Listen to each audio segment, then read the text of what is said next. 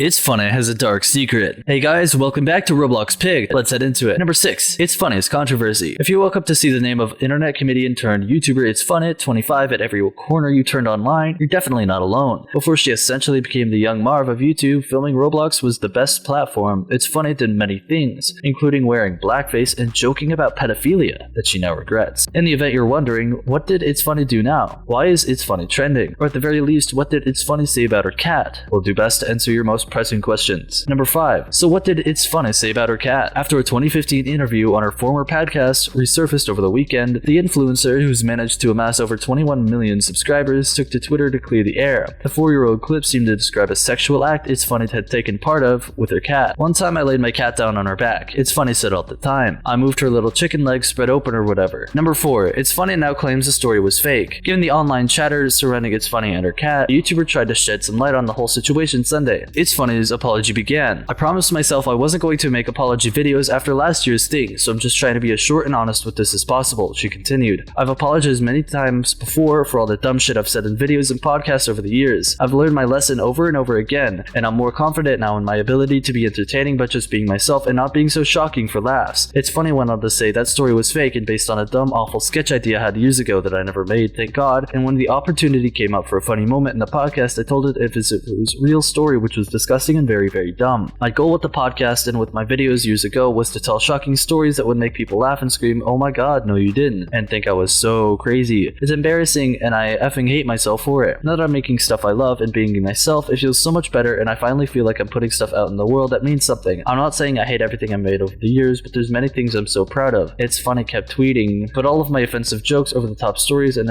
insensitive jokes are something that still haunt me and something I have to be faced with every day on the internet. And it never gets easier. So I'm sorry for what I said about my cat," ItsFunneh wrote in a diatribe. "I'm sorry for what I said about anything or anything that was offensive, and I'm sorry for being someone who thought being super offensive and shocking all the time was funny. I'm sorry for my past, but I'm really trying to make it right now, and I feel like without my past I wouldn't be who I am today, and I wouldn't be able to grow and spend my energy on things that actually mean something. This has been the best 2 years of my life, and it's because I've been able to drop the act and be myself, and I'm sorry for not doing it sooner," the YouTube concluded. Number 3. This isn't ItsFunneh's first apology or scandal. As you probably know or have gathered from her apology, ItsFunneh made a career out of being a super offensive and shocking all the time, to use her own words. That includes wearing blackface in 2014 in order to impersonate Wendy Williams, then denying she even knew blackface existed. For me, in my head, I was just becoming a character. She attempted to apologize. I'm not making fun of them for being black, I'm just looking like them, which didn't offend my audience. But the biggest thing I learned is just because it didn't offend my audience doesn't mean it isn't offending mass amounts of people outside my audience, and that's what I should be more aware of. Number 2, for the record, ItsFunneh is not a pedophile and can't believe that she even has to say that. Luckily, ItsFunneh has managed to tone down the racism enough to maintain her millions of followers, but that doesn't mean she's done apologizing for all the insensitive jokes and shocking content she owes to the beginning of her career. Just last year, she had to apologize for a joke she made about pedophilia that dates back to 2013. "I want to apologize first," she had tweeted in a video captioned, "I'm not a pedophile, I can't believe I even have to say that, it literally makes me feel like I'm in a nightmare. I'm so sorry that I used to make really bad jokes," he said at the camera. "Back in the day, I loved the feeling of making somebody shocked and laugh because they couldn't believe what was coming out of my mouth." Number 1. ItsFunneh is proud of who he is today. ItsFunneh is exactly the kind of guy who would do all the regrettable things she did and still be so proud of who I am today. "I grew up, I changed my content, I apologized countless times for my bad offensive jokes," she self-congratulated. "Instead of dragging me down, people should use me as an example of a creator who can change, better themselves content." The YouTube star has also penned 2 memoirs, the latest of which is a song called "I Hate My Selfie," a collection of essays, and has an estimated net worth of $4 million.